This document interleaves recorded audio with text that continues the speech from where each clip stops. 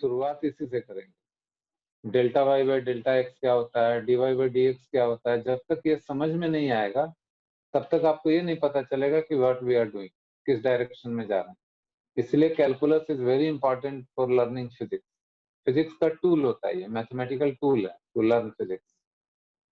इन y हो जाएगा, delta x हो या डेल्टा टी हो या डेल्टा डेल्टा वाई हो, फाइनाइट चेंज इन वाई। तो सबका मीनिंग एक जैसा होता है। फाइनाइट चेंज का मतलब हुआ जो आप समझ सकते हैं, देख सकते हैं। जैसे हुआ अगर किसी वायर की लंबाई 2 मीटर है, उसमें 0.1 मीटर बढ़ा दिया तो डेल्टा एल को 0.1 मीटर लिखेंगे।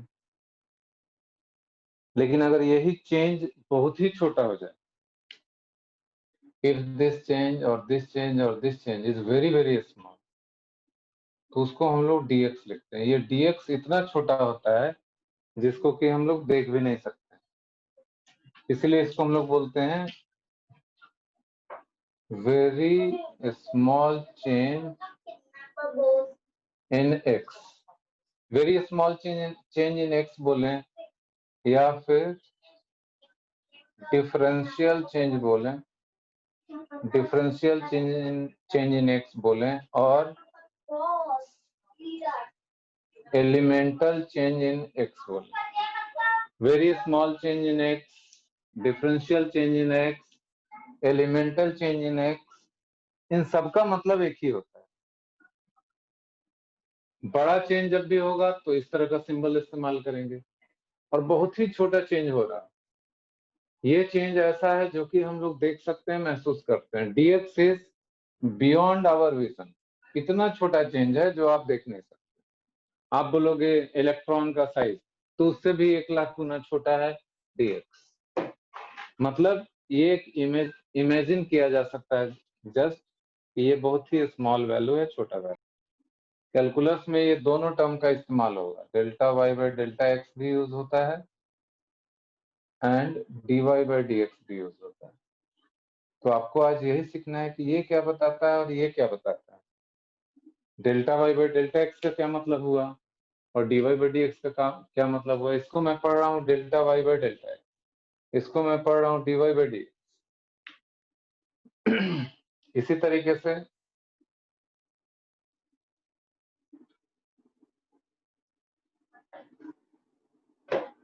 तरीके से ये है delta x by delta T और ये है D x by D T.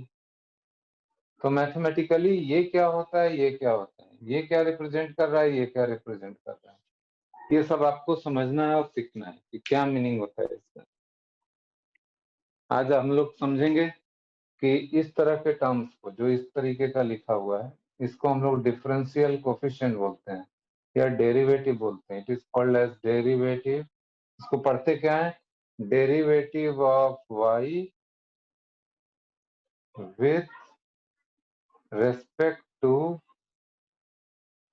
X. ये y ऊपर वाला है, x नीचे वाला है, इसको पढ़ा जाएगा derivative of y with respect to x। Similarly इसको क्या पढ़ेंगे, देखिए dx बाई dt को क्या पढ़ेंगे, इसको पढ़ते हैं derivative of x with respect to t। ये शॉर्ट में लिखा हुआ है मैंने, विथ रेस्पेक्ट टू। तो derivative of x with respect to time t, इसी का दूसरा नाम भी है, और it is also read as first derivative. इसको पढ़ते हैं first derivative of x with respect to time t, और डिफरेंशियल कोफिशिएंट भी इसको बोलते हैं, differential coefficient of x with respect to time t। मतलब एक ही चीज का बहुत सारा नाम है। आप पहली बार सुन रहे हैं इसलिए थोड़ा अनयूजुअल लग रहा होगा, अदरवाइज कैलकुलस में इट इज वेरी कॉमन। इसको डेरिवेटिव बोलते हैं या फर्स्ट डेरिवेटिव भी बोलते हैं। इसी चीज को डिफरेंशियल कोफिशिएंट भी बोला जाता है। You can C in the diagram, यहाँ से परपेंडिकुलर डाल दिया एक्स एक्सिस पे, यहाँ से भी परपेंडिकुलर डाल दिया एक्स एक्सिस पे। तो डायग्राम में ये जो कर्व है y as a function of x, एक आर्बिट्ररी कर्व मैंने ले लिया। देन इस कर्व के ऊपर 2 पॉइंट लिया गया है a एंड b। दोनों पॉइंट का कोऑर्डिनेट मैंने लिखा है, x, y। पॉइंट a का कोऑर्डिनेट है, b का कोऑर्डिनेट है x plus delta x and y plus delta y। तो डायग्राम में हम लोग शो करते हैं तो ये x कोऑर्डिनेट जो है यहाँ से ये डिस्टेंस बता रहा है, और इसका जो x प्लस डेल्टा x है, डेल्टा x यहाँ से ये डिस्टेंस बता रहा है। y जो है इस पॉइंट a का हाइट बता रहा है, y इज दिस हाइट, और डेल्टा y जो है यहाँ से b पॉइंट का हाइट बता रहा है ये।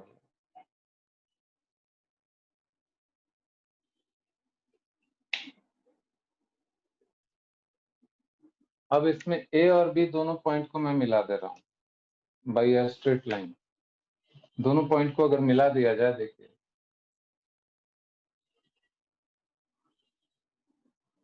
पॉइंट a और b को अगर मिलाते हैं बाई अ स्ट्रेट लाइन, दोनों पॉइंट को अगर ज्वाइन कर दिया तो this is a straight line making an angle theta with the x axis. ये एंगल को मैं यहाँ थीटा दिखा रहा हूँ, तो ये एंगल भी थीटा हो जाएगा। डायग्राम में देखिए A और B are connected by a straight line. It is passing through x axis at this point. और x axis के साथ जो इस स्ट्रेट लाइन का एंगल बन रहा है उसको मैंने थीटा दिखा है। ये थीटा है तो ये भी थीटा है। Now from this diagram you can see tan theta का वैल्यू क्या हो जाएगा। tan theta from this triangle, this is a right angle triangle. tan theta is this height by this base. ये हाइट है delta y, और यहाँ से यहाँ तक ये बेस है delta x. You can see from the diagram. हम लोग डिस्कस करना चाह रहे हैं कि what is the meaning of our aim is, ये डायग्राम मैंने बनाया था किस पर्पस के लिए। वी वांटेड टू नो कि delta y by delta x क्या होता है, and d y by d x mathematically diagram में क्या होता है, कैसा दिखता है, ये क्या होता है, ये जानना चाहते हैं। तो आप देखिए जो फर्स्ट टर्म है delta y by delta x वही आ रहा है, यानी किसी भी कर्व के लिए या mathematically delta y by delta x is simply slope of this straight line. tan theta मतलब इस स्ट्रेट लाइन का slope. This is called slope of straight line passing through points A and B shown in the diagram.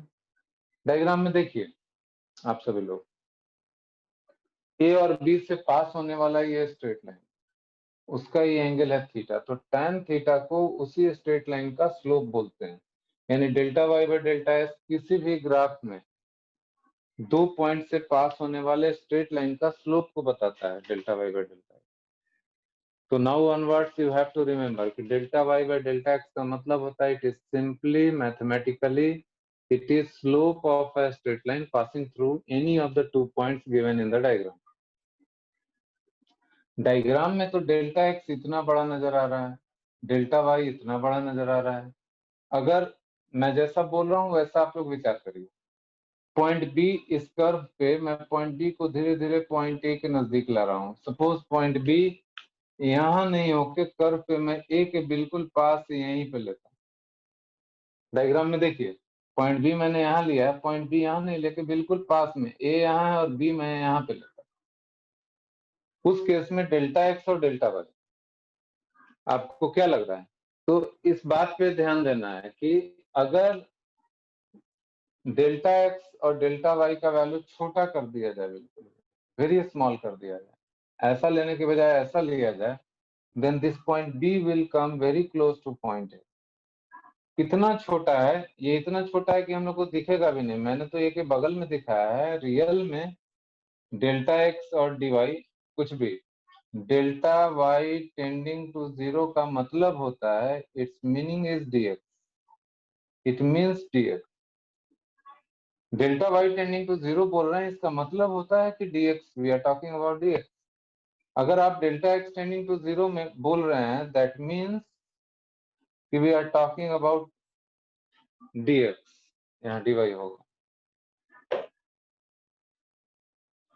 फिर से समझिए, delta y tending to 0 बोल रहे हैं, इसका मतलब होता है कि we are talking about d y which is very very small. Similarly अगर डेल्टा एक्स टेंडिंग टू 0 बोल रहे हैं, that means we are talking about d x. इसका मीनिंग ही होता है कि वेरी स्मॉल वैल्यू। तो इस डायग्राम में अगर ऐसा समझिए आप, पॉइंट बी यहां था, ए और बी के बीच में ये डिस्टेंस डेल्टा एक्स और ये डिस्टेंस डेल्टा वाई है, यहाँ से यहाँ तक, बी और इस पॉइंट के बीच में। अगर हम लोग ऐसा कर दें, डेल्टा एक्स टेंडिंग टू 0 या डेल्टा वाई टेंडिंग टू 0, दोनों में से कोई बहुत ही छोटा कर दें, then this point B will come very close to point A. Point B will come here, B dash से मैंने दिखाया। पॉइंट बी डैश जो है ए के बिल्कुल पास आ जाए। में इस डायग्राम में मैंने आपको ये बताया कि अगर बी पॉइंट ए के बिल्कुल भी पास आ जाए यहाँ पे, तो दोनों को मिलाने वाला जो स्ट्रेट लाइन है, पहले थीटा एंगल पे था, भाई एंगल चेंज हो जाएगा। और भी नजदीक लाएंगे ये और चेंज होगा। देखिए जरा यहाँ देखिए,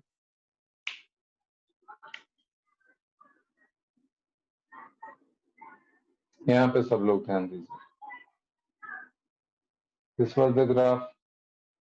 यहाँ पे पॉइंट ए है और पॉइंट बी यहाँ पे है। Now suppose delta x is tending to 0 as well as delta y tending to 0, दोनों ही काफी स्मॉल हो गए। इसका मीनिंग होता है dx और इसका मीनिंग होता है dy।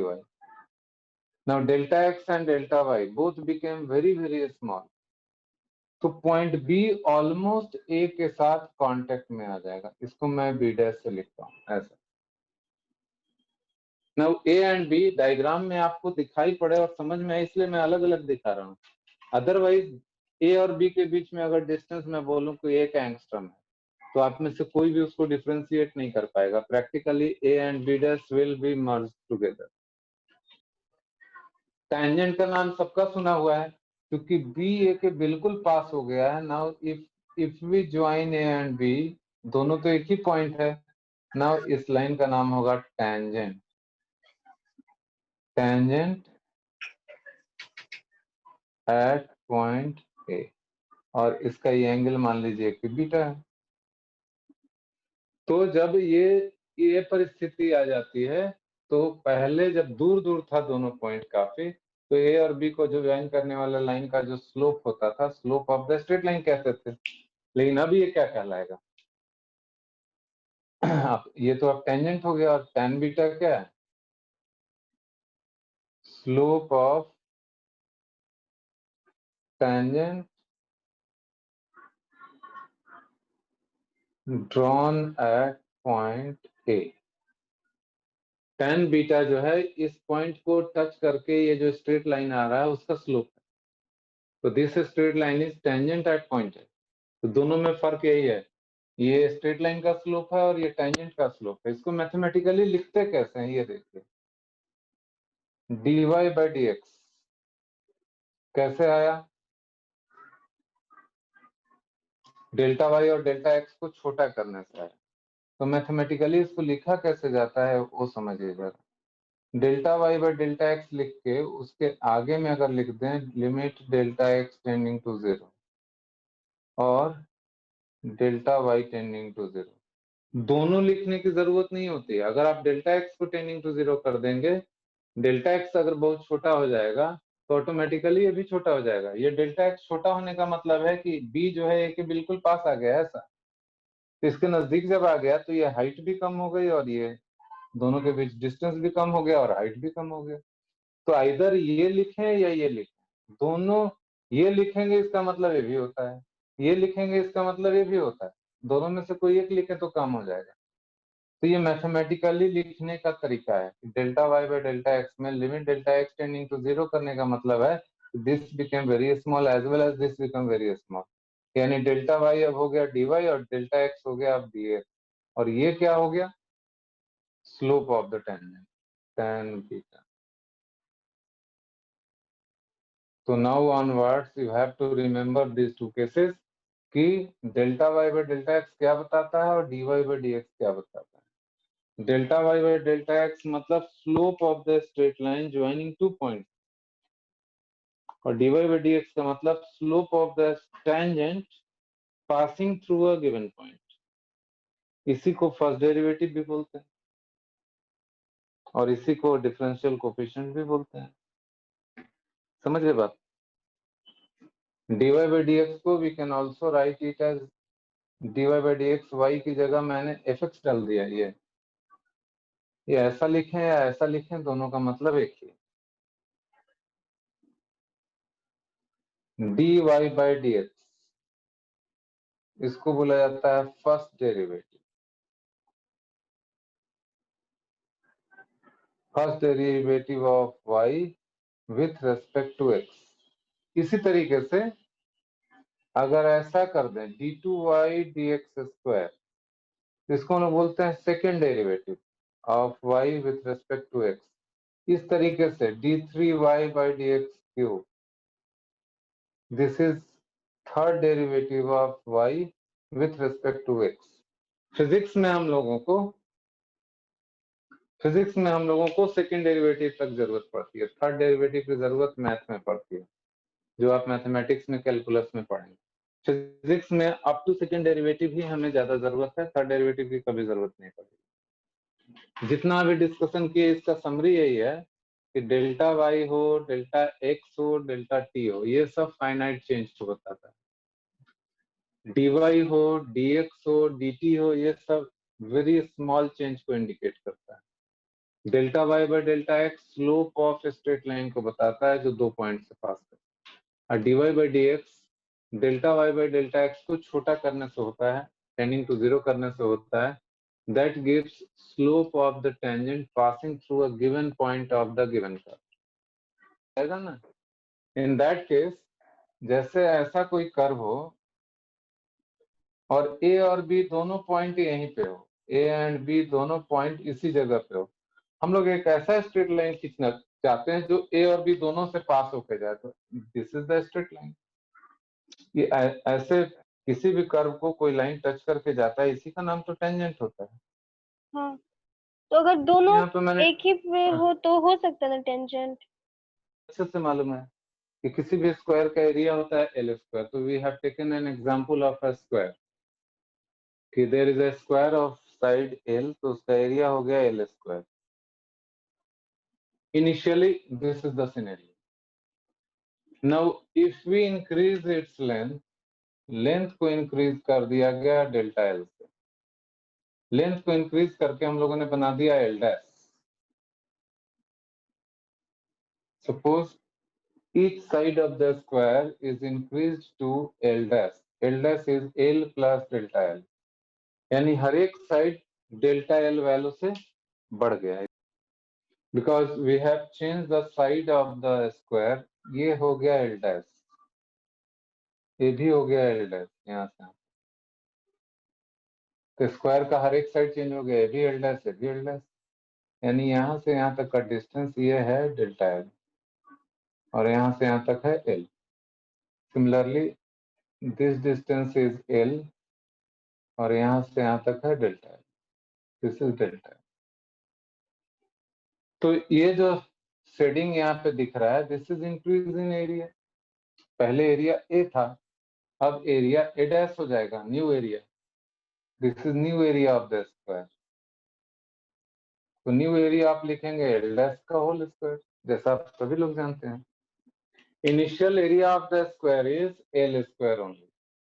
Final area of the square is, because final side we have increased this side of the square, so this is the new side of the square. New area of the square is L dash square. अगर इसमें value को डाल दिया जाए L plus delta L, तो delta L is finite increment in the length. पहले ये 2 centimetre by 2 centimetre था, सपोज डेल्टा एल को 0.1 सेंटीमीटर बढ़ा दिया गया तो इतना हो गया 2 प्लस 0.1। तो new area of this square is A dash is L square plus 2L delta L plus delta L square. This is the new area. New area को हम लोग लिख सकते हैं initial area plus change in area. जैसे new length को हम लोगों ने L प्लस डेल्टा L लिखा, उसी तरीके से न्यू एरिया A डैश को इतना लिखें या उसी को initial area plus increase in area delta L के फॉर्म में, डेल्टा ए के फॉर्म।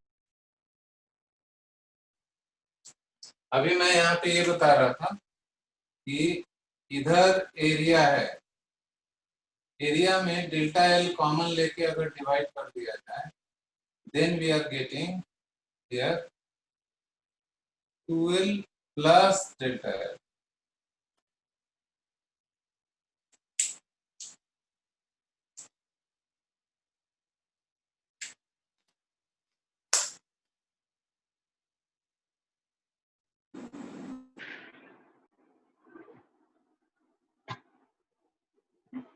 बोर्ड पे देखिए सब लोग, you can see on the board, यहाँ पे डेल्टा एल कॉमन लिया गया है, delta A by delta l हो गया। तो this is the expression, new expression. इसमें तो दिक्कत नहीं होनी चाहिए। थोड़ी देर पहले ये पॉइंट हम लोगों ने डिस्कस किया कि delta y by delta x में limit delta x tending to 0 अगर कर दें तो ये ऐसा हो जाता है। सिमिलरली बिल्कुल उसी तरीके से यहाँ पे भी करने वाले हैं, सेम रूल को यहाँ अप्लाई करने वाले। Delta A by delta L में limit delta L tending to 0 कर दें उसी फॉर्मूले से, limit delta L tending to 0 delta A by delta L अगर कर दें, then we will get d A by d L, ऐसा आ जाएगा। सेम फॉर्मूला, जो कॉन्सेप्ट यहाँ लगाया गया है वही कॉन्सेप्ट यहाँ लगा रहे हैं, दोनों में कोई डिफरेंस नहीं। तो देखिए क्या होगा, ये करने से ये आ जाता है। सो नाउ ये लाना चाहते हैं, ये हमें मालूम है, ये वाला हम लोगों ने ये कैलकुलेट कर लिया है यहाँ, और इसकी वैल्यू चाहते हैं। तो यहाँ देखिए क्या करते हैं, d A by d l equals limit delta L tending to 0 delta A by delta l, this is equal to, this is as per definition, ये हम लोग लिखते हैं। तो limit delta L tending to 0, और इसका वैल्यू यहां से लेंगे इक्वेशन 2 से, 2l प्लस डेल्टा एल। यहीं पे इंपॉर्टेंट पॉइंट है समझने वाला। देखिए डेफिनेशन मैथमेटिकली इसका मतलब ये होता है, तो this value we want to evaluate, ये कितना होगा, तो d A by d l को हमने इतना लिखा है, इसकी जगह पे यहाँ से वैल्यू रिप्लेस किया। इसका मीनिंग क्या होता है, डेल्टा एल टेंडिंग टू 0 का मतलब क्या होता है कि this quantity will become very very small, यही मतलब हुआ ना। Yes sir. तो this quantity is very small, L तो सेंटीमीटर में होगा, कुछ 1 सेंटीमीटर 2 सेंटीमीटर ऐसा कुछ होगा, और अगर ये एक्सट्रीमली स्मॉल हो जाए तो इसके रेस्पेक्ट में इसको नेग्लेक्ट कर देंगे, देयरफॉर वी कैन नेग्लेक्ट। उस केस में 2 into l plus limit delta L tending to 0 delta l, इस लिमिट का इसके ऊपर कोई प्रभाव नहीं पड़ता है।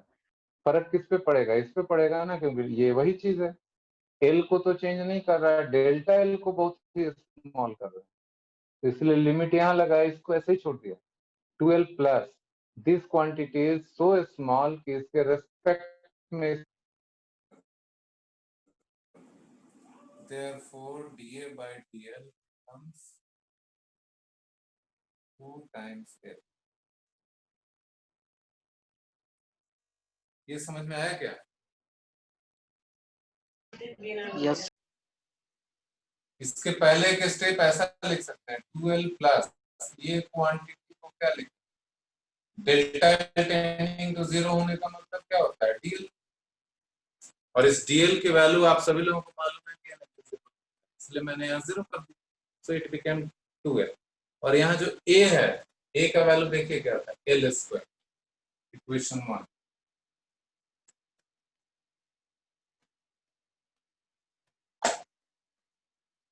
तो इसका मतलब क्या हुआ यहाँ देखिए, therefore dA by dl means d dl of area की जगह पे ये लिख सकते L square, it became 2l। बात को समझिए, यहां से ये लिखा है, इसका मतलब ये है, इसका मतलब ये है, और इसका मतलब ये है। और एरिया की जगह पे अगर एल स्क्वायर लिखेंगे, इसका मतलब है कि d d l of l square is 2l। इसको हम लोग पढ़ते क्या है कि differentiation of l square with respect to l is 2l। इस तरह का और भी फंक्शन लिखें, differentiation of x square with respect to x is 2x, differentiation of t square with respect to t is 2t। इसी के जैसा ये सारे एग्जाम यहाँ देखिए, इसी फॉर्मूले को जनरलाइज करके ये बन गया।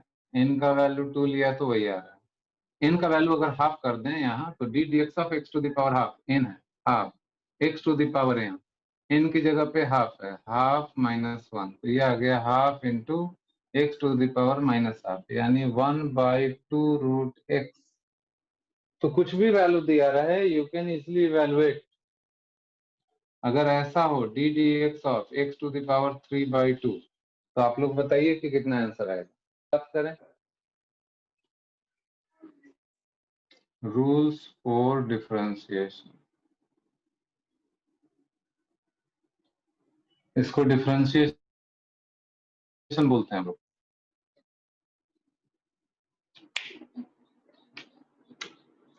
पहला रूल क्या है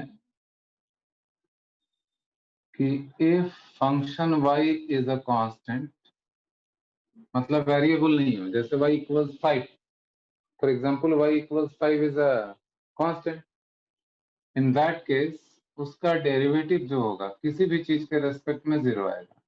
dy बाई डी एक्स कर लें तो भी 0, dy बाई डी टी कर लें तो भी 0, dy बाई डी जेड कर लें तो भी 0। रीजन, ये y कांस्टेंट है, dy क्या होता है, स्मॉल चेंज इन y।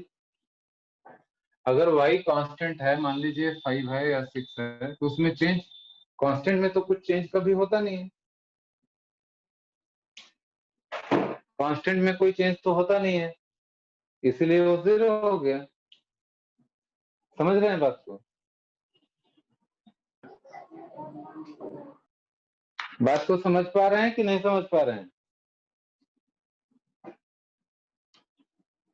हाँ जल्दी बताइए। यस सर, समझ रहे हैं। ये 0 क्यों हुआ, समझ गए? कांस्टेंट है इसलिए सर।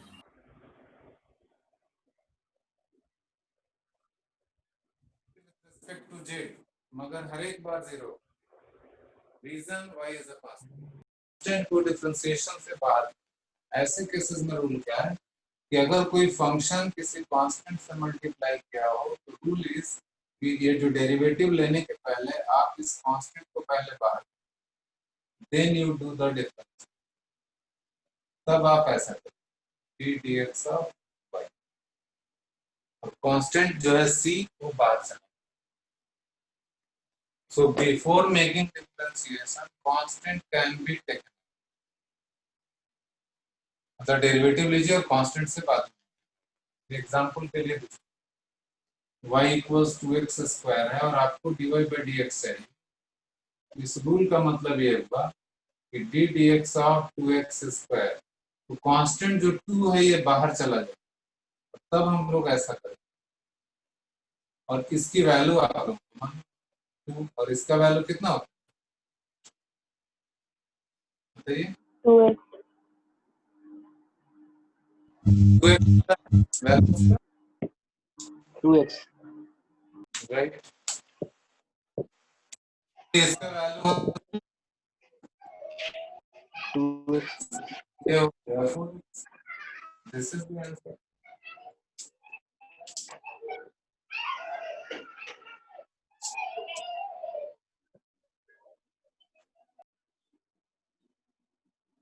तीसरा रूल ये है, थर्ड रूल, कि if function y equals u plus minus v plus minus z plus minus कितना भी हो, बहुत सारे फंक्शंस को जोड़ के बना हुआ है, देन dy बाई dx अगर आप करेंगे तो सबको अलग अलग किया जा सकता है, then it is equal to du by dx plus minus dv by dx plus minus dz by dx plus minus so on. मतलब जैसे ये एक फंक्शन है, ये दूसरा है, ये तीसरा, ये u हो गया पूरा, v हो गया, ये z हो गया, ये तो सबको आप अलग अलग कर सकते हैं, प्लस है तो प्लस, माइनस है तो माइनस, ये मतलब हुआ। ना if we apply this rule in this expression then dy by dx equals, सबको अलग अलग कर दीजिए। कैसे करेंगे देखिए यहाँ ऊपर वाले क्वेश्चंस को। d dx of first term है 3x cube, then plus d dx of second term है 2 into x to the power 3/4, third term है d dx of 5x to the power half. सबको अलग अलग कर दिया, कांस्टेंट बाहर चला जाएगा, बचेगा d dx of x cube, यहाँ बचेगा 2 को बाहर कर दिए, d dx of x to the power 3/4, यहाँ आ गया 5 को बाहर,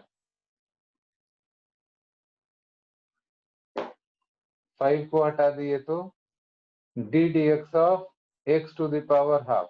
Now we will use directly the formula, this formula, जो इसके पहले जो फॉर्मूला बताया था, एक्स क्यूब का डेरिवेटिव होता है 3x², डायरेक्टली 2 इसका हो जाएगा 3/4 and x to the power 3/4 minus 1, minus 5 इसका होता है 1/2 रूट x, पिछले एग्जाम्पल में हम लोगों ने किया था x to the power half का डेरिवेटिव, तो ये हो गया 9x²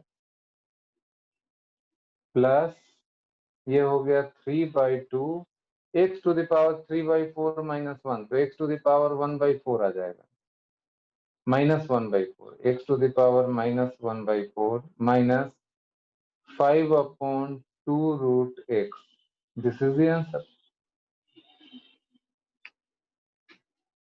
अच्छे से रूल को समझिए कि अगर कोई फंक्शन y है u इंटू भी टाइप का, तो इसका डेरिवेटिव निकालने का तरीका है कि पहले आप दोनों का अलग अलग डेरिवेटिव निकाल लीजिए, फर्स्ट को छोड़ के दूसरे के डेरिवेटिव से मल्टीप्लाई कर दीजिए, प्लस फर्स्ट का डेरिवेटिव और दूसरे फंक्शन से मल्टीप्लाई कर दीजिए। फॉर एग्जाम्पल अगर ऐसा हो y इक्वल्स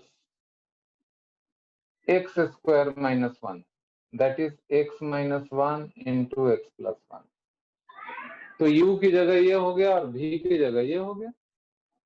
तो इसको हम लोग दो तरीके से करते हैं, एक इस तरीके से और एक इस तरीके से, दोनों से आंसर बराबर आएगा। देखिए अगर आपसे dy बाई dx पूछा गया तो विदाउट अप्लाइंग दिस फॉर्मूला करते हैं, तो d dx ऑफ y की जगह ये डाल दें, अगर x² माइनस 1 करें तो this is d dx of x² minus d dx of 1, तो 1 तो कांस्टेंट क्वांटिटी है, इसका डेरिवेटिव 0 होगा और इसका डेरिवेटिव 2x होता है, तो 2x minus 0, therefore d dx of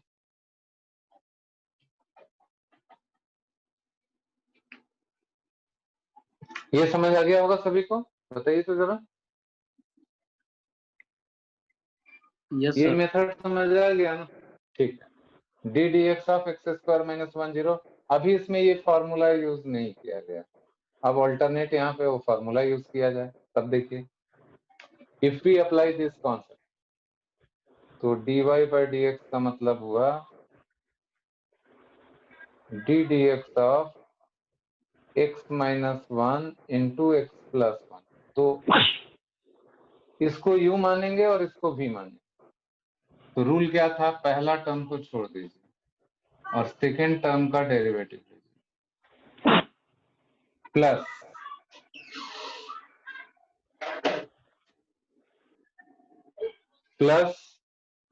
first term का डेरिवेटिव लीजिए d dx of x minus 1 और सेकेंड टर्म को छोड़ दीजिए यहाँ पे, सेकेंड टर्म को छोड़ देते हैं, दैट इज x+1, ऐसा हो गया।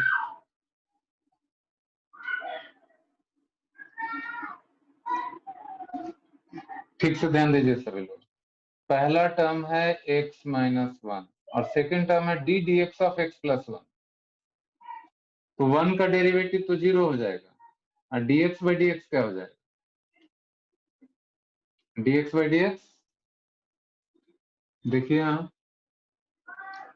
dx by dx अगर ऐसा है तो d dx ऑफ x का पावर 1 है, तो रूल क्या है कि 1 into x to the power 1 minus 1, 1 into x power 0, 1 into 1 बराबर 1 होगा। हमने क्या फॉर्मूला लगाया,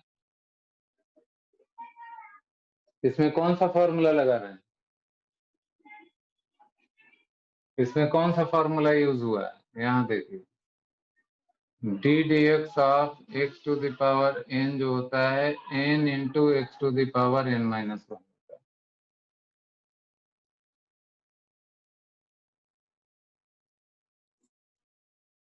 होता है। तो सेम चीज यहाँ हो,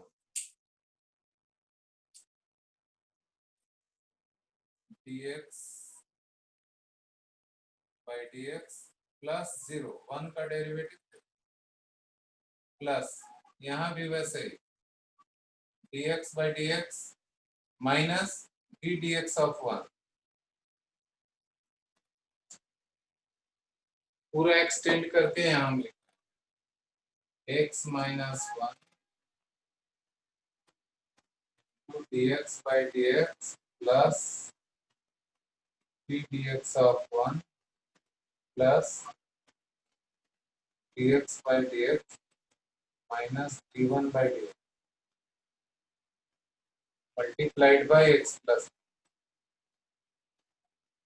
x minus 1, इसका वैल्यू हो जाएगा 1 प्लस 0 प्लस ये हो जाएगा 1 माइनस इंटू एक्स प्लस, ये देखिए क्या आ रहा है x minus 1 plus x plus 1, this is equal to 1x। वही आंसर आ रहा है कि नहीं, तो पहले आ चुका, देखिए यहाँ क्या आंसर है, पहले आंसर क्या आया था 2x माइनस 0, तो d dx of x square minus 1 2x minus 0, क्या आंसर आया 2x, this is the answer, यहाँ भी वही आंसर आया। तो या तो आप डायरेक्टली करिए या दो पार्ट में ब्रेक करके इस रिजल्ट का इस्तेमाल करिए, इस रूल का इस्तेमाल, लंबा करना पड़ा कैलकुलेशन, लेकिन आंसर वही है।